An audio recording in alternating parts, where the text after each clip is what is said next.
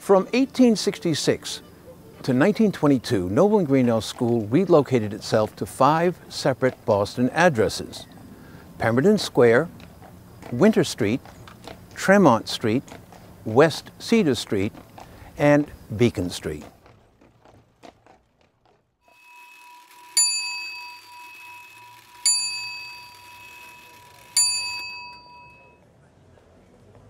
Lewisburg Square, a residential area in Boston, Massachusetts, is very similar to Pemberton Square, where in 1866, George Washington Copp Noble began the Noble's Classical School. There were 10 students enrolled, 7 of whom were preparing for the Harvard College requirement to pass an examination in Latin and Greek. In 1867 until 1884, the Noble's Classical School moved to the 4th floor at 40 Winter Street. There was no central heating, no running water, and no proper ventilation. In 1885, Noble's Classical School moved to Tremont Street into 3 spacious floors. Next, Noble's Classical School moved to West Cedar Street, directly behind me, into 3 very spacious floors for their academic instruction.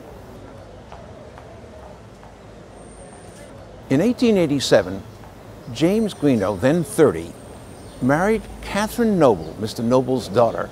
His presence proved propitious. It was thanks to Greenough that Noble's was able to broaden its education to include athletics as well as the sciences, even though he never served as headmaster.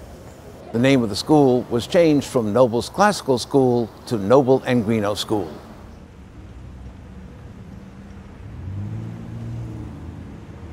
Behind me is 100 Beacon Street, the final Boston presence for Noble and Greenough School to enjoy this beautiful Boston location.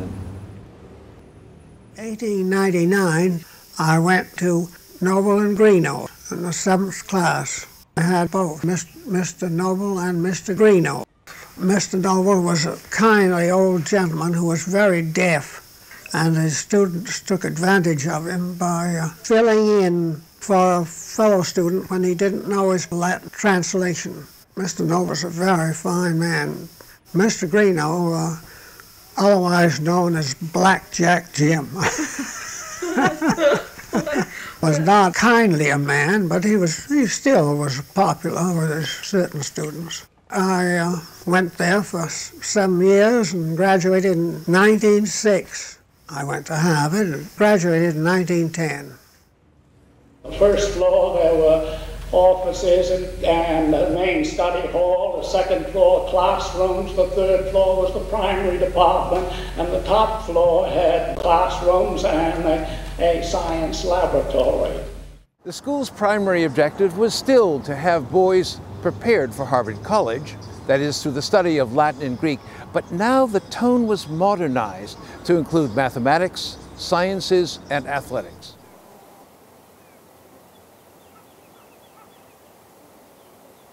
Situated on the walkway between the Shattuck Schoolhouse and the Putnam Terrace behind the castle is the Volkman Memorial.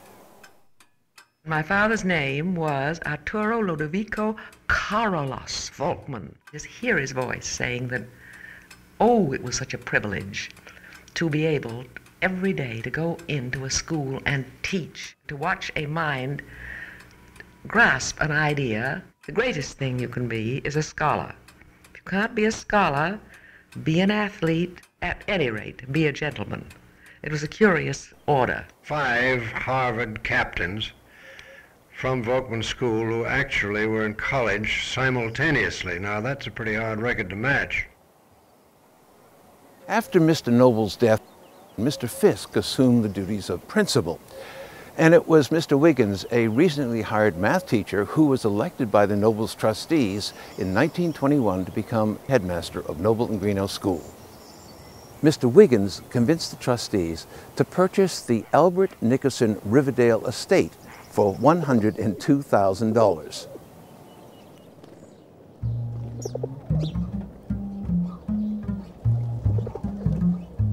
Noble's moved to Dedham to refocus itself as a country day school, which would admit day students as well as boarders. The castle had a worn-out interior and no heating, and had to be fixed for the 23 boarders and 111 day students. Among those was Richard T. Flood Sr. My senior year, I had the pleasure of moving on to Dedham here with the school itself. The impressive thing in those days was the headmaster and the type of school that he ran. It was complete participation of both faculty and student body. Faculty and the students intermingled. They played together and studied together, really, like a summer camp in spirit. The Wiggins secretary from 1939 to 1943. He was tall and good-looking and a little intimidating to me when I was little. Whose nickname was the Duke because he was so handsome. Muscular Christianity. You exercised, kept fit, behaved in a gentlemanly fashion. Mr. Wiggins knew the name of every boy in the school. He's the one who admitted them. And you knew that he was there watching you. I typed out letters for him to send, exams for the masters. Yes, I had lunch with the boys. I didn't always want to, but I was told to. He was somewhat austere, and you knew that he knew you and probably liked you. Down deep, he was a softy. He was very, very kind, very thoughtful of people. Mr. Wiggins opened each school day, but we all gathered in the study hall, which is now Gleason Hall, and he spoke about current matters, often had little homilies to deliver to us. Mr. Wiggins had been a teacher at Pomfret School before he started Noble's, filled in occasionally in perhaps math. He signed each student's report card each week, frequently with a comment. The grading system was numerical. Average of 80 put you on the honor roll. The little essay, every junior or senior entered in that, and Mrs. Wiggins was the judge. I remember Mr. Wiggins enjoying reading aloud. He would hold little sessions in the library of the castle. Joseph Conrad was one of his favorites, and I remember his reading some of the Conrad stories. English, vocabulary and grammar. And we read Shakespeare, but it was in very, line by line. And what does that mean and so forth. Monk Terry taught Latin for a while, and he used to study the night before the next day's lessons for the students. Greek was the only thing that Mr. Fisk, the principal, taught.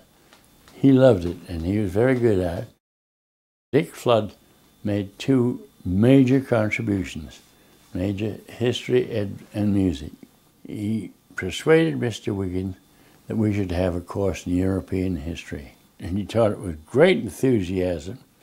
All the colleges were in desperate financial shape, and if you were a passable student, not even a good student, and your family could pay the tuition, you got in. Harvard took all 21 of us.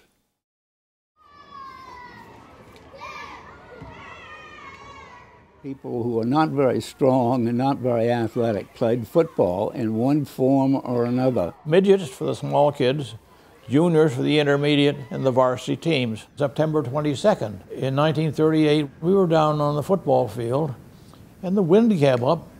You'd kick the football and it'd blow it back over your head. So we finally said, we better go home. It was the 38 hurricane. It blew 120 miles an hour. We went back and had football practice the next day. Mr. Wiggins saw you do something underhanded. You wouldn't have to wait for the referee to holler, Mr. Wiggins would take you out. In the winter, hockey and track. Charles River would freeze right down by where the gym is now. And we had square timbers. If you got checked against the boards, you fell outside the rink. We changed outdoors before and afterwards. I'm not sure we even wore helmets. Track was pretty good. My brother was the champion. Shot putter, Hooks Burr was champion. Sprinter. We didn't have a regular basketball team, but we played Oneidas against Mohawks. It was more like rugby on a basketball court. You put the ball under your arm and ran for the other basket, and you got tackled, and so you tried to take it away. And baseball and crew in the spring. In baseball, Donnie Cutler, who was a class ahead of us, was playing left field, and the Milton batter hit a long fly to the left between the field and the river, and Donnie ran and crossed the road, leapt in the air, and caught the ball. Saved the day. We had these 4-odd shells, and we'd go out on Motley Pond, and usually up the river, and we went up to where now Route 128 crossed the river. Any form of bullying, that set him off. But he would forgive almost everything else that happened.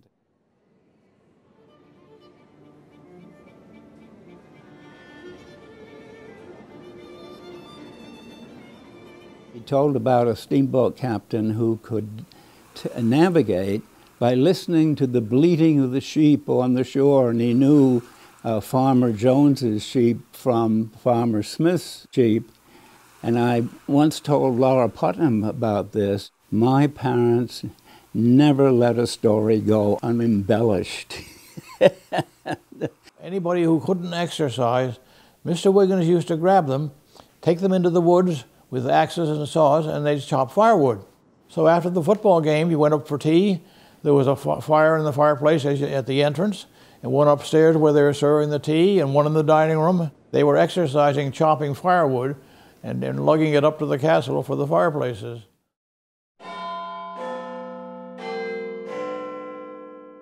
He came down and he sort of, I thought, did a little dance. He sometimes did that, and he collapsed on the floor. The next thing I heard was that he had had a stroke and was down at the city hospital. We owe him a debt of gratitude. He got into good colleges. We graduated into good jobs. The atmosphere that he created simply by being there. And we had such enormous respect for him. The Noble and Greenough School tradition of strong ethical values and love of scholarship, which evolved with Messrs. Noble, Greenough, Volkman, and Wiggins, would continue with the appointment in 1943 of Mr. Wiggins' son-in-law, Elliott Putnam, Jr., as Noble's headmaster.